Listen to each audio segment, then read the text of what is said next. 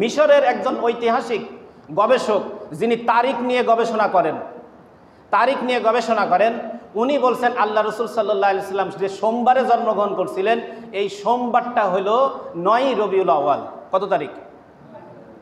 আর 12 তারিখ হয় বৃহস্পতিবার। এটা ওনার গবেষণা। আল্লাহ রসুল 570 খ্রিস্টাব্দে জন্মগ্রহণ করছেন।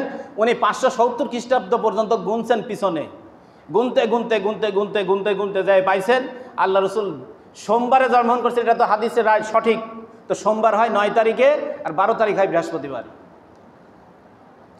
এখন মনে করবেন যে অমুক অমুক দেশে ছুটি হয়। কোনো দেশের ছুটি সঠিক বেঠিকের দলিল না।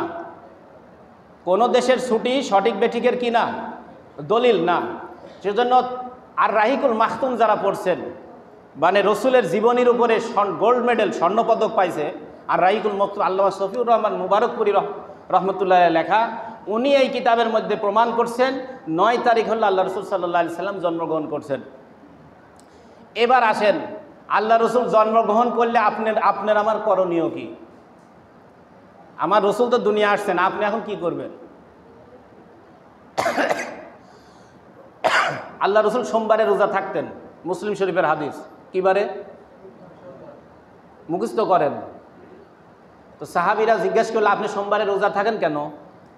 আপনি সোমবারে কিসের জন্য রোজা থাকেন? কাহিনীটা কি? তা আল্লাহ রসুল সাল্লাল্লাহু আলাইহি সাল্লাম বললেন যে সোমবারে আমি জন্মগ্রহণ করেছি, এই জন্য আমি শুকরিয়া স্বরূপ রোজা থাকি। নিজের জন্মদিন কি করতেছেন? রোজা রাখছেন। আল্লাহ রসুল জন্মগ্রহণ করছেন, বছরে একবার সোমবার আসে না সপ্তাহে সোমবার কয়বার আসে? প্রতি সপ্তাহে সোমবার আসে। প্রতি সপ্তাহে যদি সোমবার আসে তাহলে বছরে একদিন জন্মদিন কিভাবে হয় বলেন? এইগুলাই মানুষের হাতে বানানো। ভাই ধরতে পারছে, মানুষের হাতে বানানো জিনিসের মধ্যে ভেজাল থাকে। যেমন আরবি ভাষা দিয়ে রসুলের নামে অনেক মিথ্যা হাদিস বানানো আছে। তো আসলে এই হাদিসটা মিথ্যা ধরবেন কিভাবে? এটা কি আমার জ্বর আইছে যে করবে, আমার বিভিন্ন রকম পরীক্ষা দিবে ডাক্তার? একটা ভাষা, আরবি ভাষা, এই ভাষাটা যে রসুলের না, পরীক্ষা করবেন কিভাবে? আলেমরা পরীক্ষা করছেন এইভাবে যে রসুলের ভাষা ছিল পৃথিবীর সর্বশ্রেষ্ঠ ভাষা, সাহিত্য। তার এক একটা শব্দের মধ্যে শত শত অর্থ লুকানো থাকতো, গাম্ভীর্যপূর্ণ ব্যাখ্যামূলক শব্দ থাকতো রসুলের। তো যারা রসুলের নামে আরবি দিয়ে হাদিস বানাইছে তাদের শব্দগুলি কি নিম্নমানের। তারা ওই রকম মূল্যবান শব্দ দিয়ে হাদিস বানাইতে পারেন নাই। মুহাদ্দিসরা গবেষণা করে বলছেন এইটা রসুলের হাদিস আর এটা রসুলের নামে বানাইছে। তো মানুষের বানানো কাজের ভিতরে কি যুক্তিতে ভুল থাকে? যুক্তিতে কি থাকে? ভুল থাকে বানানো জিনিসে। দেখেন, আমরা বলি আমার রসুলের জন্মদিন, তো জন্মদিন তো সপ্তাহে আসে। কি বলেন আপনারা এখানে যারা উপস্থিত আছেন, এই সপ্তাহের 7 দিনের বাইরে কারোর জন্ম আছে? তো জন্মদিন কি বছরে একবার আসে না 7 দিনে?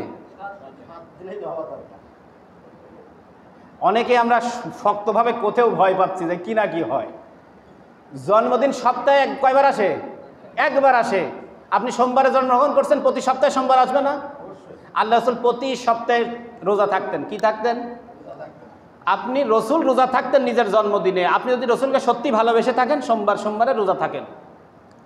নিজের জন্মদিনে রোজা থাকছেন কে? রসুল।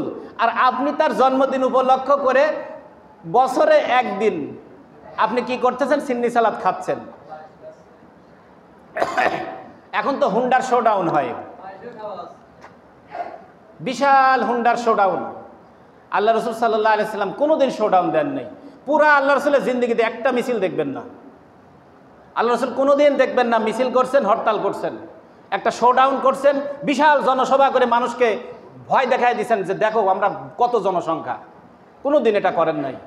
কারণ আল্লাহ রসুলের টার্গেট ছিল কি? সবাইকে কাছে নিতে হবে। আর এইগুলা করলে উম্মত দূরে সরে যায়, উম্মতের মধ্যে দল ভাগ হয়। আল্লাহ রসুল এই ভাগ করেন নাই। তো এই যে বছরে একদিন জন্মদিন সোমবার আসে প্রত্যেক সপ্তাহে, না করে বছরে একদিন করতে হবে, এটা মুসলমানদের কিতাবের মধ্যে নাই। আমি আপনাদেরকে একটা তাফসিরের নাম বলি। আল্লামা জালালউদ্দিন সুয়ুতি, এনার নাম যারা জানেন তারা জানেন। আরব থেকে ইসলাম আসার যে একটা কি বলে মানে হাত বদল, আরব থেকে ইসলাম কোথায়, হিন্দুস্থানে, এর হাত বদল হয়েছে আল্লামা জালালউদ্দিন সুয়ুতির হাত দিয়ে। এত বড় একজন ইমাম, ইনার তাফসির হলো তাফসিরে জালালাইন। এই তাফসিরে জালালাইন কঠিন, যারা আলেম ক্লাসে পড়ে, দাওরা ক্লাসের আগে জালালাইনের ক্লাস হয়, এত কঠিন তাফসিরে জালালাইন। তো উনি ওখানে একটা উদাহরণ দিছেন যে জন্মদিন যদি কেউ পালন করে, সারা বছর জন্মদিন পালন করতে করতেই চলে যাবে, ওই ব্যক্তি ফকির হয়ে যাবে, জমিজাতি সব বিক্রি করতে হবে। এত সুন্দর একটা উদাহরণ দিছেন, আজ থেকে 800 বছর আগের মানুষ। কি উদাহরণ দিছেন? যে আদম আলাইহিস সালামের জন্মদিন পালন করতে হবে, আপনি আপনার প্রথম আব্বাজির জন্মদিন পালন করবেন, এটা হতে পারে? ঈসা আলাইহিস সালামের জন্মদিন পালন করতে হবে, ঈসা নবীর জন্মদিন পালন করবেন না?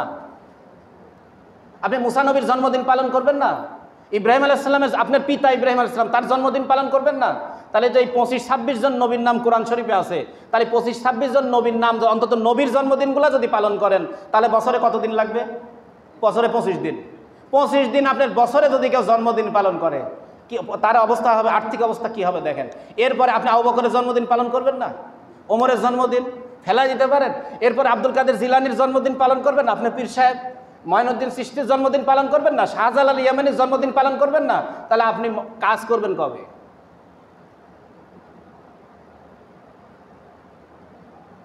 এই জন্মদিন প্রথা আসছে হিন্দুদের থেকে। কোথা থেকে?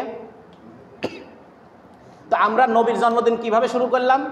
আমরা যুক্তি দিলাম যে শ্রীকৃষ্ণের জন্মদিন যদি হিন্দুরা পালন করতে পারে, পৃথিবীর শ্রেষ্ঠ মানুষ মুহাম্মদ সাল্লাল্লাহু আলাইহি সাল্লামের জন্মদিন আমরা কেন পালন করব না? মানে শ্রীকৃষ্ণের বিপরীতে আমার নবীকে খাড়া করাইছি। হাজারো শ্রীকৃষ্ণ, হাজারো বৌদ্ধকে যদি এক জায়গা করা হয়, গৌতম বৌদ্ধ, হাজারো শ্রীকৃষ্ণ, হাজারো অন্য ধর্মের পণ্ডিতদের যদি এক জায়গা করা হয়, আমার রসুলের একটা পশমতুল্য হবে? হিন্দুরা তার নবীকে নিয়ে, তার সন্ন্যাসিনীকে কি করে, ওইটা আমরা করব না। আপনারা যারাই আমার এই কথা শুনতেছেন, কথা পৌঁছাইতেছে, পারলে প্রতি সোমবারে নফল রোজা থাকার চেষ্টা করবেন। প্রতি সোমবারে না পারেন মাসের 1 সোমবারে থাকবেন, মাসের 1 সোমবারে না পারেন 2 মাসের মধ্যে 1 সোমবারে থাকবেন। তাহলে রসুল সাল্লাল্লাহু আলাইহি ওয়াসাল্লামের জন্মদিনে আল্লাহ রসুলের আমলটা আদায় করা হবে। এছাড়া আমরা যা করি, দেশের মধ্যে যা হয়, এগুলাকে বলা হয়েছে বেদাত, রসুলের নামে মন গড়া আমল। আর হাদিসে পরিষ্কার, কুল্লু মুহদাসাতিন বেদা। আমি কিন্তু প্রত্যেক খুতবাতে দেখেন পড়বো, আজকেও দেখবেন খুতবাতে এই শব্দটা পড়বো, কুল্লু মুহদাসাতিন বেদা, কুল্লু বিদাতিন দলালা, কুল্লু দলালাতিন ফিন্নার। প্রত্যেক নতুন আবিষ্কার, ইবাদতের নামে প্রত্যেক নতুন আবিষ্কার হলো বেদাত, আর প্রত্যেক বেদাতি গুমরাহি, আর প্রত্যেক গুমরাহি ব্যক্তি জাহান্নামে যাইবে। আল্লাহ রসুল সাল্লাল্লাহু আলাইহি সাল্লাম কাল কিয়ামতের দিন দূর দূর করে তাড়াই দিবেন ওই ব্যক্তিদেরকে যারা রসুল দুনিয়ার থেকে চলে আসার পরে মন গড়াভাবে আমল করত। তো আমার রসুলকে যদি কেউ সত্যি ভালোবেসে থাকি, তা আমার রসুল কি করছেন? রোজা থাকছেন। আমরাও কি করব? আমরাও রোজা থাকবো। আল্লাহ পাক আমাদের